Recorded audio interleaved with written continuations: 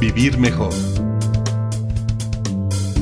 Secretaría del Trabajo y Previsión Social.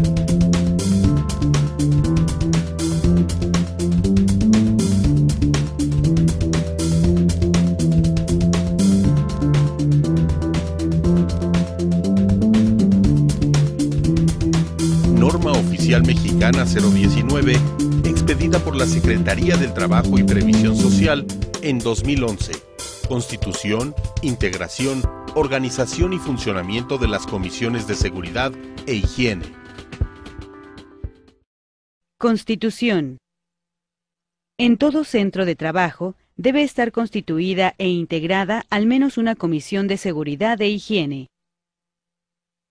En caso de constituir otras comisiones de seguridad e higiene, el centro de trabajo debe considerar lo siguiente: el número de turnos del centro de trabajo, el número de trabajadores que integran cada turno de trabajo, los agentes y condiciones peligrosas de las áreas que integran al centro de trabajo, las empresas contratistas que desarrollen labores relacionadas con la actividad principal del centro de trabajo dentro de las instalaciones de este último. Integración. La Comisión de Seguridad e Higiene debe estar integrada por un trabajador y el patrón o su representante cuando el centro de trabajo cuente con menos de 15 trabajadores. Un coordinador, un secretario y los vocales que acuerden el patrón o sus representantes y el sindicato o el representante de los trabajadores en el caso de que no exista la figura sindical, cuando el centro de trabajo cuente con 15 trabajadores o más. Organización de la Comisión de Seguridad e Higiene. El coordinador es responsable de las funciones siguientes: presidir las reuniones de trabajo de la comisión, dirigir y coordinar el funcionamiento de la comisión, coordinar las investigaciones sobre las causas de los accidentes y enfermedades de trabajo. El secretario es responsable de las funciones siguientes: convocar a los integrantes de la comisión a las reuniones de trabajo de esta, convocar a los integrantes de la comisión para realizar los recorridos de verificación programados, elaborar al término de cada recorrido de verificación, conjuntamente con el coordinador de la comisión, el acta correspondiente. Los vocales son responsables de las funciones siguientes: detectar y recabar información sobre los agentes, condiciones peligrosas o inseguras y actos inseguros identificados en sus áreas de trabajo. Participar en el seguimiento a la instauración de las medidas propuestas por la comisión relacionadas con la prevención de riesgos de trabajo. Apoyar las actividades de asesoramiento a los trabajadores para la identificación de agentes, condiciones peligrosas o inseguras y actos inseguros en su área de trabajo. Funcionamiento de la Comisión de Seguridad e Higiene. Los cargos de coordinador y secretario deben alternarse entre los representantes del patrón y de los trabajadores. El cargo de coordinador o del secretario de la comisión, en caso de ausencia temporal, debe ocuparse por uno de los vocales de la representación que corresponda.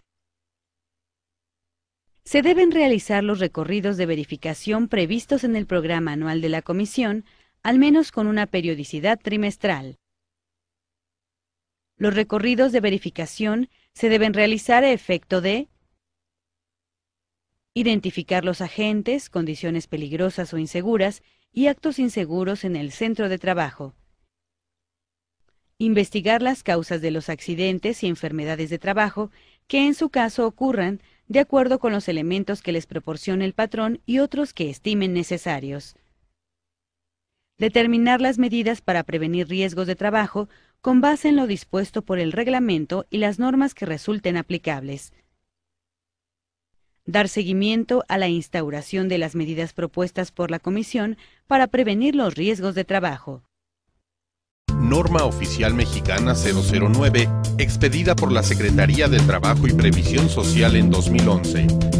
Condiciones de seguridad para realizar trabajos en altura. La norma establece medidas de seguridad relativas a los sistemas personales para trabajos en altura. Medidas para sistemas de restricción.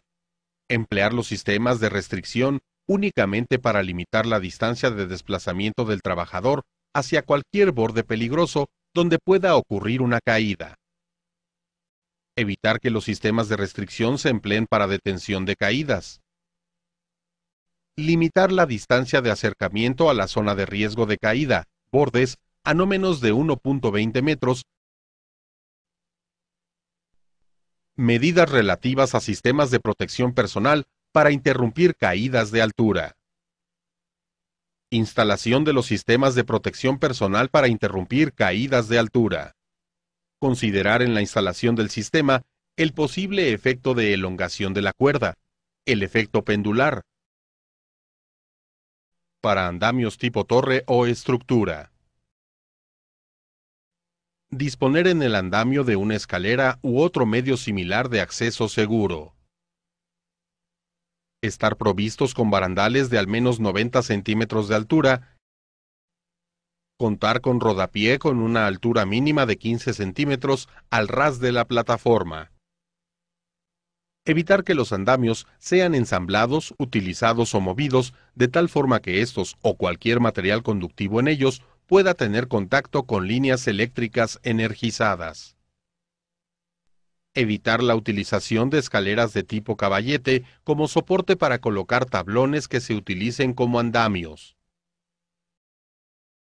Relativas a los andamios suspendidos. Instalación de andamios suspendidos. Instalar la hamaca o plataforma del andamio suspendido a nivel del suelo o desde el sitio de suspensión. Operación de andamios suspendidos. Usar malacates motorizados en los trabajos que impliquen desplazamientos mayores de 40 metros de altura. Efectuar el suministro o retiro de herramientas o materiales al o del andamio suspendido de tal forma que no se sobrecargue ninguno de los soportes de este ni se afecte su estado de equilibrio e inmovilidad. Efectuar el acceso o salida en puntos seguros por un solo trabajador a la vez, una vez que el andamio es inmovilizado mediante su amarre o sujeción a una estructura fija. Revisar periódicamente los rieles de traslación de los andamios suspendidos.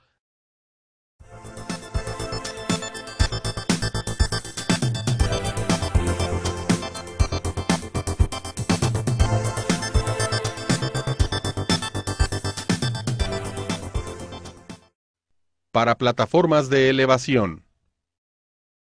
Componentes de seguridad de las plataformas de elevación. Canastilla o plataforma de trabajo. Dispositivos de seguridad para asegurar su nivelación o estabilizadores en el sitio de trabajo. Panel de control de piso y en canastilla. Al inicio de cada jornada se debe verificar que no exista en la plataforma de elevación lo siguiente: evidencias de soldaduras deterioradas u otros defectos estructurales. Condiciones anómalas en ruedas, neumáticos, frenos y baterías. Residuos de productos químicos agresivos y de sustancias como soluciones jabonosas. Prohibiciones durante el empleo de escaleras. Sean colocadas sobre cajas, tambos u otras bases inestables para alcanzar alturas mayores. Se usen simultáneamente por más de una persona, a menos que estén específicamente diseñadas para ese uso. Sean utilizadas como plataformas, tarimas o para cualquier otro propósito para el que no fueron diseñadas. Se improvisen con elementos que permitan alcanzar una altura adicional a la de ellas.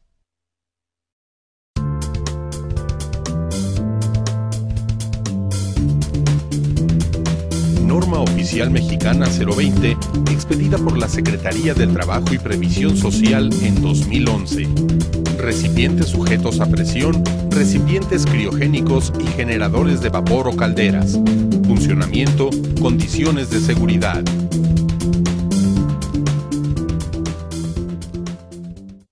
Clasificación de los equipos. Los equipos instalados en el centro de trabajo se deben clasificar en las categorías 1, 2 o 3 de conformidad con lo previsto en el capítulo 7 de la presente norma. Se deben clasificar dentro de la categoría 3 a los recipientes sujetos a presión que manejen fluidos peligrosos con presión de calibración menor o igual a 686.47 kilopascales y volumen mayor a 1 metro cúbico, o manejen fluidos peligrosos con presión de calibración mayor a 686.47 kilopascales y cualquier volumen. Listado de los equipos. Los centros de trabajo deben contar con un listado actualizado de los equipos que se encuentran instalados que considere lo siguiente: la clasificación que corresponde a cada equipo, conforme al capítulo 7 de esta norma. El fluido manejado. El número de dictamen o dictamen con reporte de servicios emitido por una unidad de verificación, cuando se trate de los equipos clasificados en la categoría 3. Expediente de los equipos. Equipos clasificados en la categoría 3. Expediente. El expediente de cada uno de los equipos clasificados en la categoría 3 que se encuentran instalados en el centro de trabajo debe contener lo siguiente: el número de serie o único de identificación, la clave del equipo o número de tag, la fotografía o calca de la placa de datos del equipo adherida o estampada por el fabricante, los elementos de seguridad para el control de las principales variables de su operación, el dibujo, plano o documento, libro de proyecto, manual o catálogo del equipo, el croquis de localización del equipo fijo dentro del centro de trabajo y, tratándose de equipos móviles, la bitácora de ubicación. Medidas de seguridad específicas por tipo de equipo. Los recipientes sujetos a presión clasificados en las categorías 2 y 3 deben cumplir con lo siguiente: contar con instrumentos de medición de presión, mantener al menos uno de los dispositivos de relevo de presión en servicio cuando exista una conexión de 3 vías, calibrar el primer dispositivo de relevo de presión, disco de ruptura, a un valor inferior del segundo o último dispositivo de relevo de presión, cuando se encuentren instalados en serie. Los recipientes criogénicos clasificados en las categorías 2 y 3 deben cumplir con lo siguiente: disponer de al menos 2 válvulas de relevo de presión conectadas al recipiente interior en la parte de fase gaseosa. Una de estas puede ser sustituida por un disco de ruptura. Mantener calibrada la primera válvula de seguridad a presión de diseño y la segunda válvula o el disco de ruptura 10% arriba de la presión de diseño. Tener los gasificadores exteriores al depósito anclados a la cimentación. Contar con tuberías de conexión lo suficientemente flexibles para evitar los efectos de dilatación y contracción causados por los cambios de temperatura. Generadores de vapor o calderas. Los generadores de vapor o calderas clasificados en las categorías 2 y 3 deben cumplir con lo siguiente: contar con los elementos de seguridad para evitar que operen en condiciones críticas por combustión, presión y o nivel de agua. Verificar los dispositivos de relevo de presión. Verificar los sistemas de purgas.